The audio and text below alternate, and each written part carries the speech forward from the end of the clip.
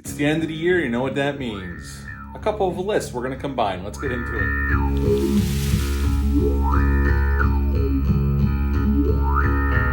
Hey everybody, welcome back to my channel. Hope you're all doing well out there. Hope you've all had a great Christmas, and now we're at the end of the year. So what does that mean? It's list time. So considering the state of what the theatrical experience was this past year, I'm going to give you my top 5 favorite movies of this year and my top 5 favorite horror films of this year. Now, before you go crazy and say, Brian, you forgot about this movie, I didn't see everything this past year, unfortunately. I did a lot of older titles in my reviews. You can look back and see that. I try to get to the movies as much as I can. I didn't get to see everything. I got to see the ones I really wanted to see in theatrical. But where I live, the theaters really didn't open until June. So I missed some early theatrical films, although I did see some of them when they dropped on Blu-ray or 4K. So these lists are incomplete, but I figured I'm going to do it and go with what I saw. So these are my top 5 favorite movies of the year. We're going to do first, and then we'll get into the horror. But before we get into it, like, comment, subscribe. Join me here. I'd greatly appreciate that. Click on the little notification bell. That way, every time I upload a video, you can see what the hell's going on over here. Now, today, for my top 5 favorite movies of the year, we're going to go with number 5, Wrath of Man, starring Jason Statham, Josh Hartnett, directed by Guy Ritchie. This movie, I didn't get to see in the theaters. Obviously, when this came and hit theaters, the theaters by me weren't really open yet. I really enjoyed this film. I have it on Blu-ray. I really enjoyed it. It's a really good Guy Ritchie action heist movie. And I think it has some really good performances by Josh Hartnett. I think Jason Statham's good in this. I think the direction's really well done. I thoroughly enjoyed this movie. So yes, at number 5, Wrath of Man. At number 4, a movie that came out of nowhere, and which is funny because it's called Nobody, starring Bob Odenkirk. What a fantastic, kick-ass action film. It had everything I wanted. A simple story about this guy who at first we think is just a normal, average Joe who has a past. And this was made by the same producers that produced the John Wick series. And you can see shades of that here. This is definitely a different animal, although definitely in the same vein of those movies. Bob Odenkirk, considering his age, really does a fantastic job here. And I know he trained for a long time to pull off the action scenes and be in the action scenes and not just rely on a stunt double. So kudos to him. But what a kick-ass, to-the-point action film. Had everything I wanted. I enjoyed myself. I really think it's one of the best action films of the year. So if you haven't seen Nobody yet, do yourself a favor and check it out. At number 3, I'm going to go with Ghostbusters Afterlife. This was the Ghostbusters sequel Ghostbusters fans have wanted. At least this is what I wanted, a natural extension of the first 2 films. And I think they did that. Jason Reitman did a nice job with that. Is it a perfect film? No, but it hits all the emotional notes.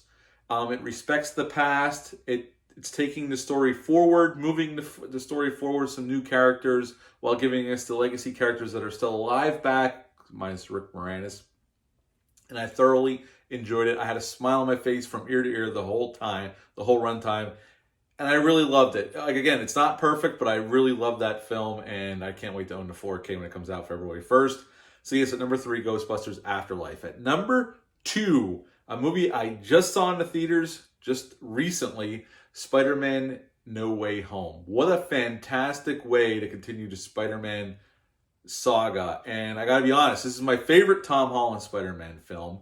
And obviously it was great to see Tobey Maguire back, as he's my Spider-Man. It's the one I saw first, and I love that trilogy even with all of its issues. And Sam Raimi's direction helps a lot with those 3 films as well.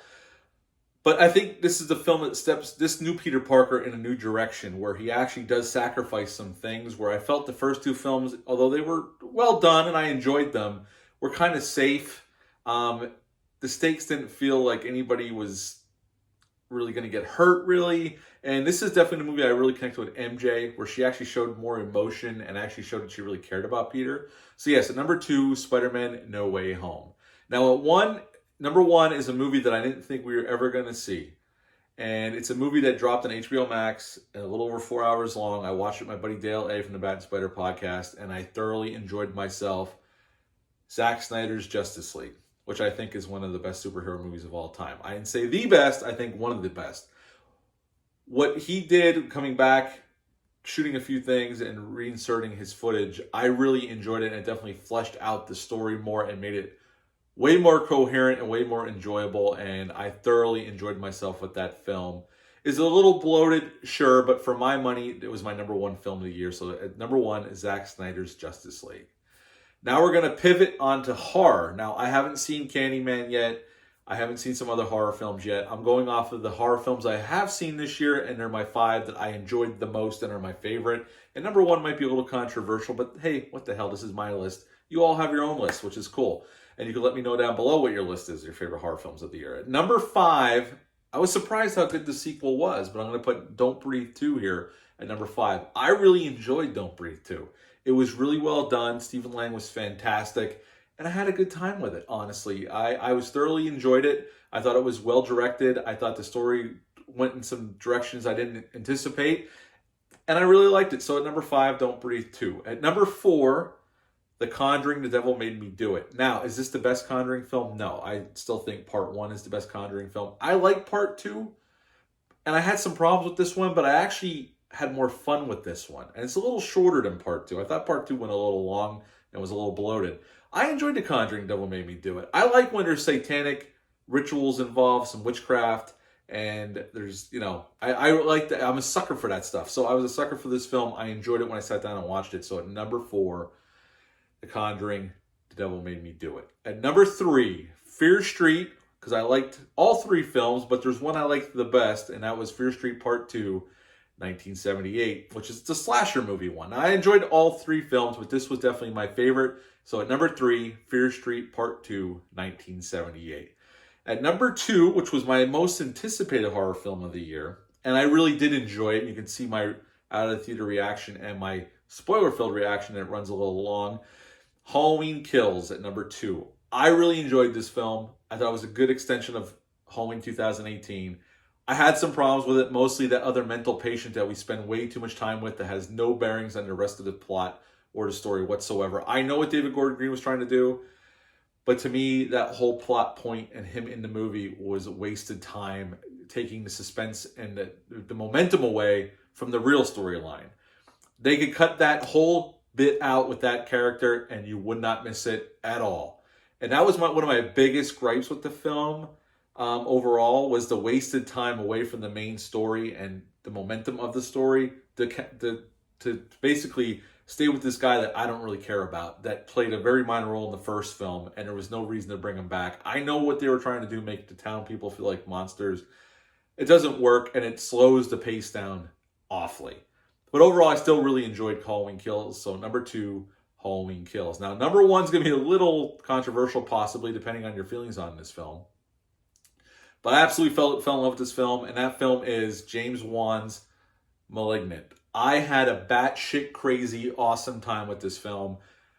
I just adored it, and I saw it twice. I watched it on HBO Max first, and I liked it so much I wanted to see it on the big screen. I went and saw it on the big screen at my local Regal, and I loved it even better the second time. And it's a movie that I really enjoyed. I thought was really well done for what James Wan was trying to go for. Sure, it's over the top. Sure, some of the acting's not the greatest. Sure, it's absolutely insane, some of the shit that he's throwing at you, but I ate it up and I thoroughly enjoyed it. So yes, at number 1, Malignant for my top 5 favorite horror films of the year. Now, that is my list for top 5 favorite movies of the year and top 5 favorite horror movies of the year. What are your favorite movies of the year and favorite horror films of the year? Leave a comment down below, let me know. Hit the thumbs up, hit the subscribe button, share this video, I greatly would appreciate that. I'll be having coming up, I'm going to do the entire Blade trilogy. I'm going to start off with Blade 1. I got it on 4K. Blade 2, Blade Trinity. I have Missing in Action 3 coming up. That's been a long time request by a lot of folks. It got pushed off because of the holidays. I'm going to have Scream 4 come out before the new Scream movie. I already have my tickets. I'm going to see it at the Alamo Draft House that Thursday night when it drops with Dale A. from the Bat and Spider podcast. I'm excited about that. And many more reviews coming up. I'm going to do the whole Predator franchise coming up. So yes, stick around. There's some cool stuff coming. And thanks for coming back and checking my list out. And until next time, bye.